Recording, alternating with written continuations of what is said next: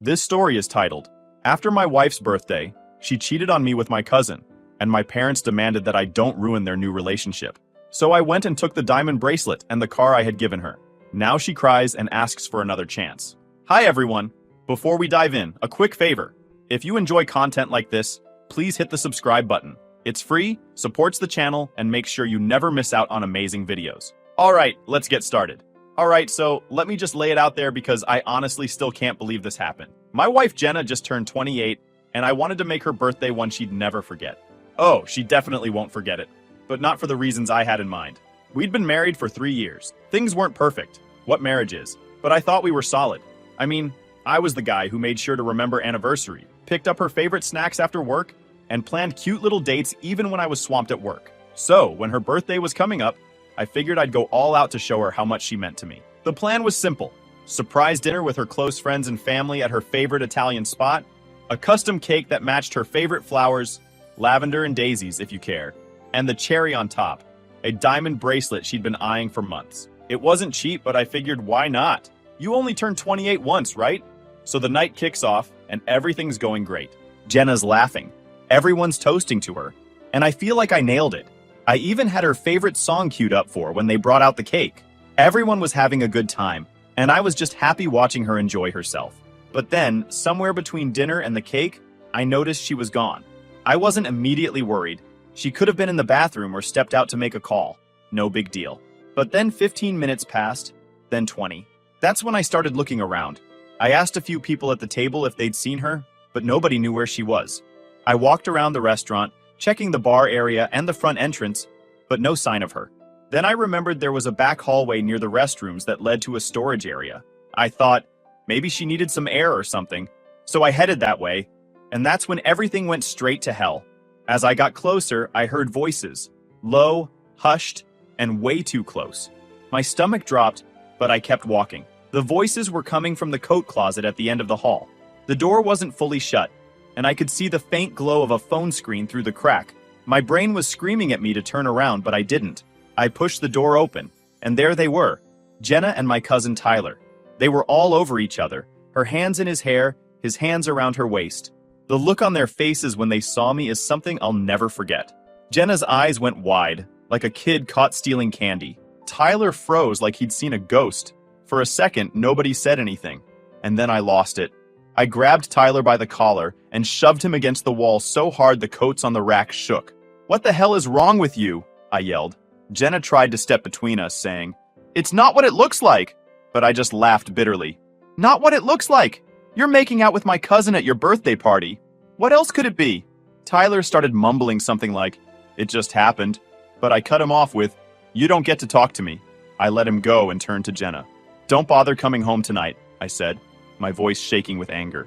She opened her mouth to speak, but I wasn't interested. "We're done," I said, and walked out. The rest of the night was a blur. I didn't go back to the table, didn't explain anything to anyone. I just grabbed my car keys and drove. I ended up at a 24-hour diner, sitting in a booth by myself, trying to process what the hell just happened. How could she do this? And with Tyler, of all people. Tyler and I were never close. He's the guy in the family who's always bragging about how smooth he is, even though he's pushing 30 and still living off odd jobs and couch surfing. I should have known he'd pull something like this. But Jenna? I never saw that coming. When I finally went home, Jenna wasn't there. Good. I didn't want to see her. I spent the night replaying everything in my head, every moment that led up to finding them in that closet. Were there signs I missed? Did she ever seem distant? Was I just blind to it?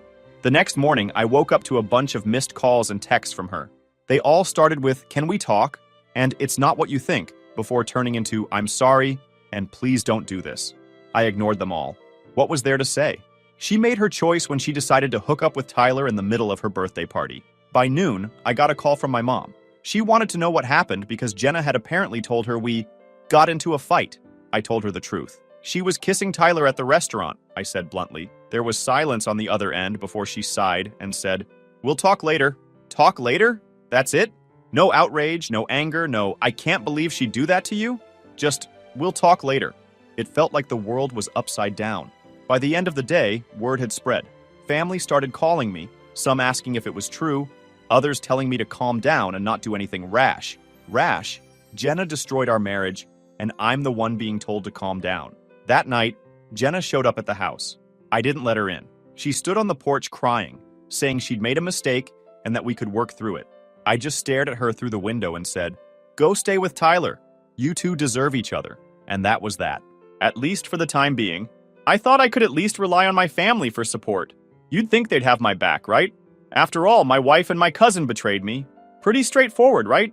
Wrong. Apparently, my family had other ideas about loyalty. 2 days after the disaster at the restaurant, my mom called and asked me to come over. "We need to talk," she said, with that tone she uses when she's trying to be serious. I figured it'd be a chance for them to check on me, offer some support, maybe even rip Tyler a new one for what he did. I wasn't expecting a full-blown intervention. I showed up at their house and immediately noticed the weird vibe. My dad was sitting at the dining table, his arms crossed, and my mom was pacing like she was rehearsing a speech in her head. The second I walked in, I knew this wasn't going to go the way I hoped. "Sit down," my dad said, motioning to the chair across from him. "No, hey, how are you holding up?" Or, "Sorry about what happened, just straight to business." I sat down anyway, figuring I'd hear them out. "We need to talk about Jenna and Tyler," my mom started. My stomach churned. I thought they were about to tell me Tyler had apologized, or maybe Jenna was leaving town. Nope. What came out of her mouth next made me want to flip the table. "Look, what happened wasn't ideal," she said, like they had accidentally spilled a drink at dinner. "But these things happen." "These things happen?" I repeated, my voice louder than I intended. "What does that even mean? She cheated on me with Tyler, in case you forgot." My dad held up his hand like he was a referee calling a timeout. "Son, we're not saying it's okay, but we need to be realistic. If Jenna and Tyler have feelings for each other, you can't force them to stay apart." I couldn't believe what I was hearing. I actually laughed, not because it was funny, but because it was so absurd. "Are you seriously trying to justify this? They were making out in a closet at her birthday party. She's my wife. Tyler's my cousin. What part of this is okay?" "Listen," my mom said, sitting down next to me, like she thought a softer tone would make this better. "Nobody's saying it's okay, but if they have something real..." "Something real?" I interrupted. "They've been sneaking around behind my back. That's not real. That's disgusting." At this point, my blood was boiling. I looked at my dad, hoping for some backup, but he just sighed and said, "You need to move on. Holding on to anger won't help anyone. Move on." That's what they wanted me to do. Just pretend like none of this happened. Let Jenna and Tyler skip off into the sunset and move on. It was like they were more concerned about keeping the family together than acknowledging the fact that I was the one who got screwed over. "You're unbelievable," I said, standing up. "You're seriously taking their side?" "We're not taking sides," my mom said quickly. "We just think it's better for everyone if we handle this calmly." "Calmly?" I laughed bitterly. "You want me to handle this calmly? Fine. Here's me being calm. I'm done with both of them. And if you want to keep making excuses for them, then I'm done with you too." My mom looked hurt, but I didn't care. I wasn't about to sit there and let them act like Jenna and Tyler's betrayal was just some minor inconvenience we could all work through. I stormed out, slamming the door behind me. On the drive home, I kept thinking about the conversation in my head. I couldn't wrap my mind around how they could be so nonchalant about everything. My wife cheated on me with my cousin, and my parents wanted to sweep it under the rug for the sake of family unity. It was insane. By the time I got home, my phone was blowing up with messages. Some were from Jenna, who was still trying to apologize and explain. The rest were from my parents, telling me I was being unreasonable and that I needed to come back so we could talk things through. Talk things through? What was there to talk about? Jenna and Tyler made their choices, and now they had to deal with the fallout. If my parents wanted to play peacemakers, that was on them. But I wasn't going to be part of their twisted idea of family. Later that night, my sister Emma called. Emma's the only one in the family who's ever really had my back. She's a few years younger than me, and she's always been the first to call people out on their BS. "I heard what happened," she said, skipping the small talk. "Mom and Dad are acting like idiots." "You don't have to tell me twice," I said. "I can't believe they're defending Jenna and Tyler." "They're not defending them," she said. "Not exactly. They just don't want the family to fall apart." "Well, newsflash, it already has," I snapped. "And it's not my fault." "I know," she said quickly. "I just wanted you to know that I'm on your side. What they did to you was disgusting, and you have every right to be pissed." Hearing that meant more to me than I expected. At least someone in my family understood what I was going through. "I appreciate that," I said. "But I don't know how I'm supposed to deal with Mom and Dad. They're acting like I'm the problem." "You're not," she said firmly. "They're just scared of confrontation. You know how they are. They avoid dealing with the real issues." We talked for a while longer, mostly about how messed up the whole situation was. By the time we hung up, I felt a little better, knowing Emma had my back, but the frustration with my parents was still there, simmering under the surface. The next day, my dad texted me, asking if I was ready to talk like adults. I didn't respond. I was done talking. They'd made their stance clear, and so had I. From that point on, I kept my distance. I didn't go over for Sunday dinners, didn't answer their calls, and didn't bother trying to explain myself anymore. If they couldn't see how wrong they were, then that was on them. It's funny how quickly people show their true colors when things go south. I thought my parents would be the first ones to stand by me, but instead, they chose to prioritize the people who stabbed me in the back. I don't know what their end game is, but I'm not playing along. If they want to defend Jenna and Tyler, they can have them. I'm out. I'll let you know about my next steps soon. Update 1. Alright, here's the next update because honestly, this just keeps getting crazier. After everything that happened with Jenna and Tyler, I was trying my best to move on, or at least keep my head down and not think about it. I had cut off most contact with my parents. I thought I'd already dealt with the worst of it. Jenna was out of the house, I wasn't answering her calls, and I was trying to focus on piecing my life back together. But of course, Jenna found a way to stir the pot again. About a week after the fallout, she texted me from a random number, because yes, I blocked her on everything else. I wasn't even going to open it, but curiosity won. The message started off with her usual nonsense. Please, can we just talk? I need to explain. Blah, blah, blah. I was about to delete it when I saw the last part. And I think I should keep the bracelet. It was a gift, after all. The nerve of this woman. She wanted to keep the diamond bracelet I had given her. A bracelet I worked my ass off to afford.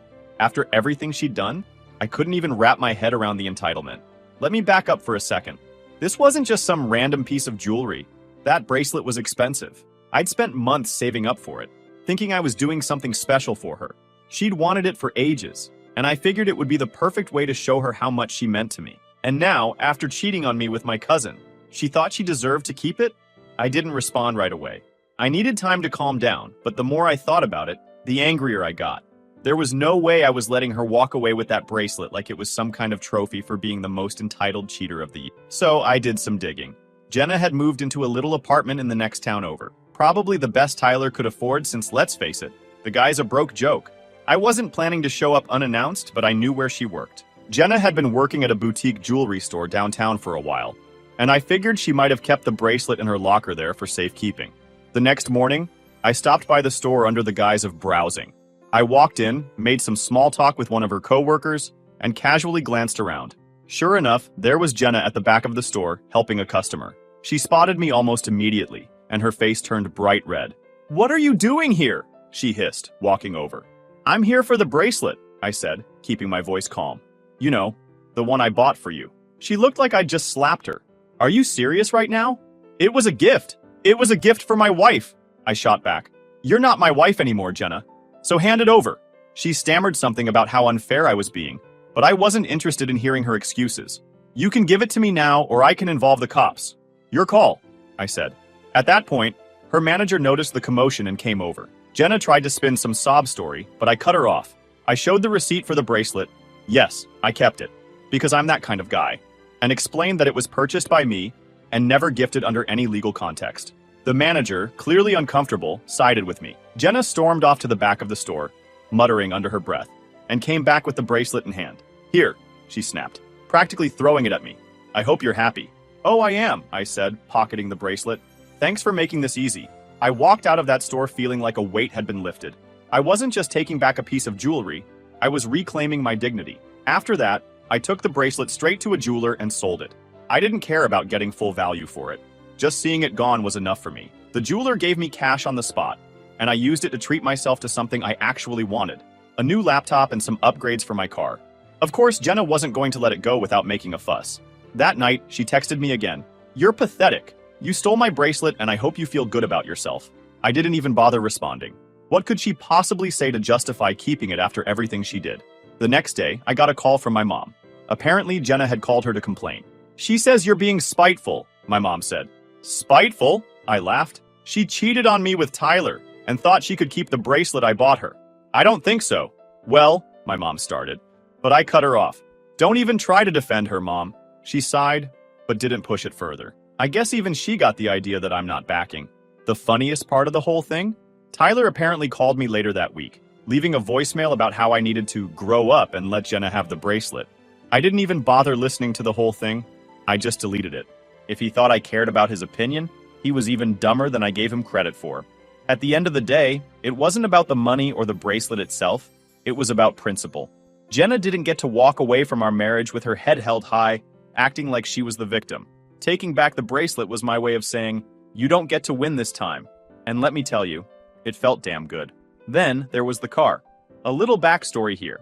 Last year, I bought Jenna a sleek red coupe for our anniversary. It wasn't brand new, but it was clean, sporty, and something she'd been hinting about for months. I figured, why not? She was my wife, and I thought she deserved it. Fast forward to now, and the thought of her and Tyler cruising around in my car made my blood boil. Legally, the car was still under my name. I handled all the payments, insurance, and paperwork. Jenna didn't contribute a dime toward it. When I kicked her out after the birthday fiasco, I didn't think to take the car back right away. Honestly, I was too focused on getting her out of my life. But as time went on and I kept hearing through the grapevine about her and Tyler playing house, it started eating away at me. Why the hell should they get to enjoy something I paid for? The tipping point came when my buddy Eric, who works at a dealership, called me out of nowhere. "Dude," he said, "I think I just saw your car." "What do you mean?" I asked. "This scruffy guy, dark hair, kind of tall, brought it in for maintenance," Eric explained. He seemed nervous, like he didn't know what he was doing. It didn't take a genius to figure out who he was talking about. Tyler.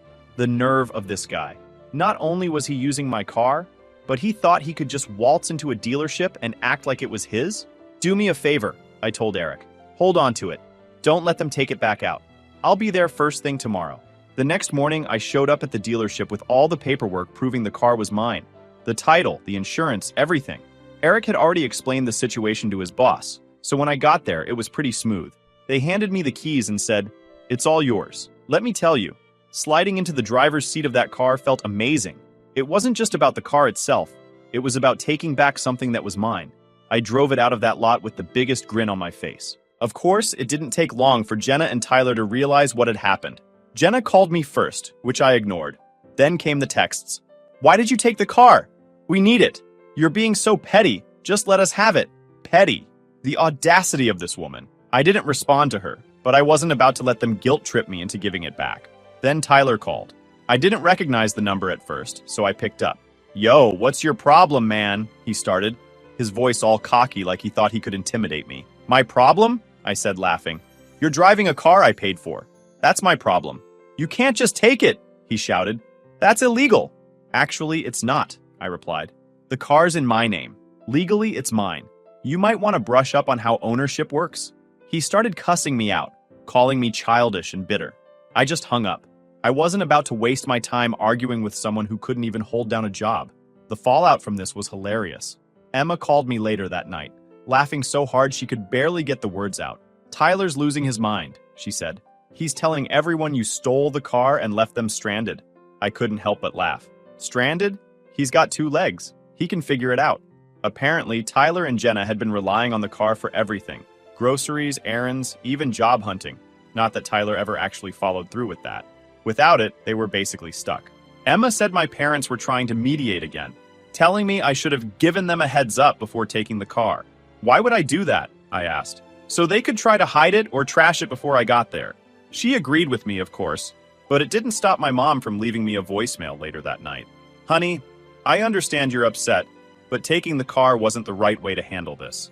They're struggling, and you're making things harder for them." I didn't even bother calling her back. Struggling? Maybe they should have thought about that before stabbing me in the back. The funniest part?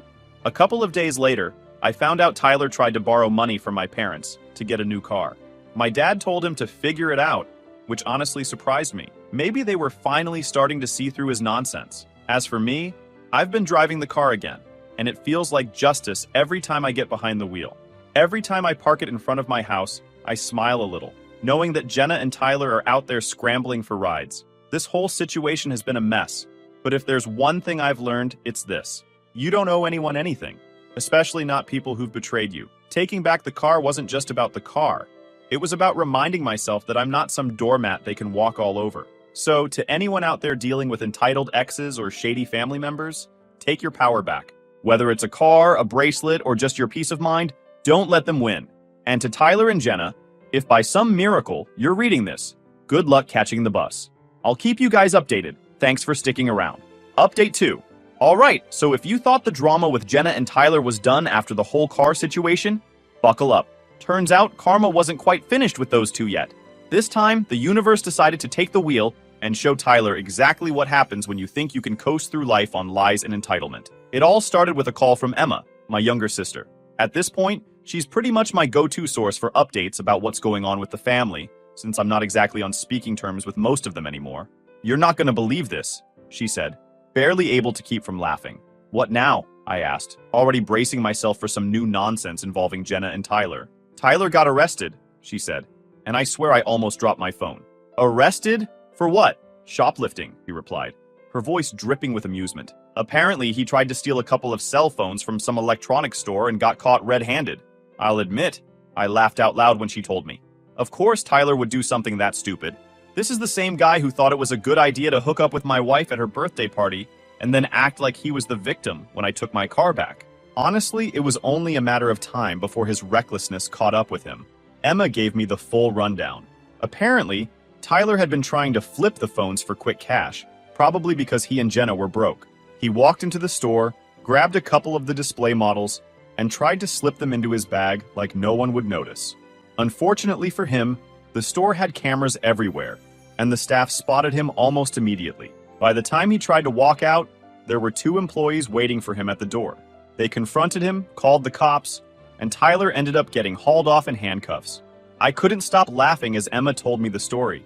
It was so perfectly Tyler, thinking he could just breeze through life without consequences, only to get slapped in the face by reality. "He's a real genius, huh?" I said, still chuckling. "It gets better," Emma said. "Guess who bailed him out?" "Let me guess," I said. "Mom and Dad?" "Yep," she confirmed. "Mom was all, 'We can't just leave him in there,' and Dad went along with it." Unbelievable. My parents had bent over backward to defend Tyler ever since this whole mess started, and now they were literally bailing him out of jail. "What about Jenna?" I asked. "Was she with him?" "She wasn't there when it happened," Emma said. "But I heard she's freaking out because now they're even more broke than before. Tyler had to promise to pay Mom and Dad back, but you know that's never going to happen." That part didn't surprise me at all. Tyler had never been good with money, or responsibility for that matter. He'd spent his entire life skating by, relying on his charm to get out of sticky situations. But charm only gets you so far when you're being booked for theft. Over the next few days, word of Tyler's arrest spread through the family like wildfire. Most people were trying to keep it hush-hush, but you know how gossip works. By the end of the week, everyone knew what happened. The reactions were pretty mixed. Some people, mostly my parents and Tyler's mom, tried to downplay it, saying it was just a mistake and that he was under a lot of stress. Meanwhile, others were outright roasting him for being so stupid. "Who tries to steal phones from a store with cameras everywhere?" one of my cousins said during a family group chat, which I'm thankfully not part of anymore, but got relayed to me by Emma.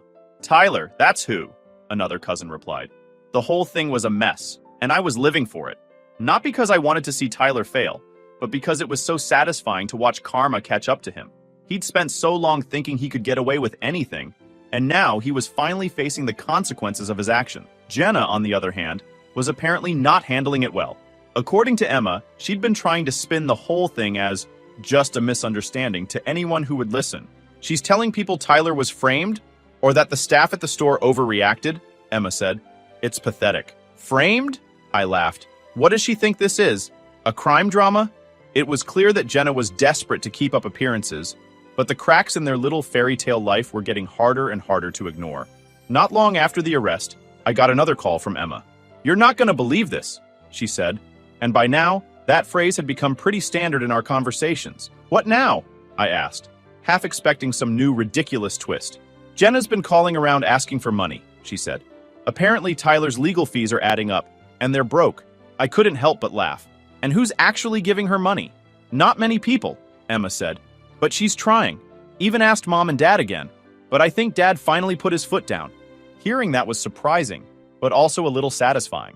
Maybe my parents were finally starting to realize that bailing out Tyler and Jenna wasn't their responsibility. As for me, I wasn't about to get involved. Let them figure it out. They made their bed, and now they had to lie in it. The funniest part of all this? Tyler's arrest completely destroyed whatever shred of credibility he had left in the family. Even some of the relatives who'd been defending him before were starting to see him for what he really was.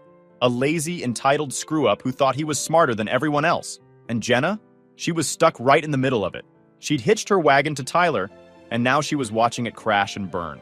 The way I see it, this was the universe's way of evening the score.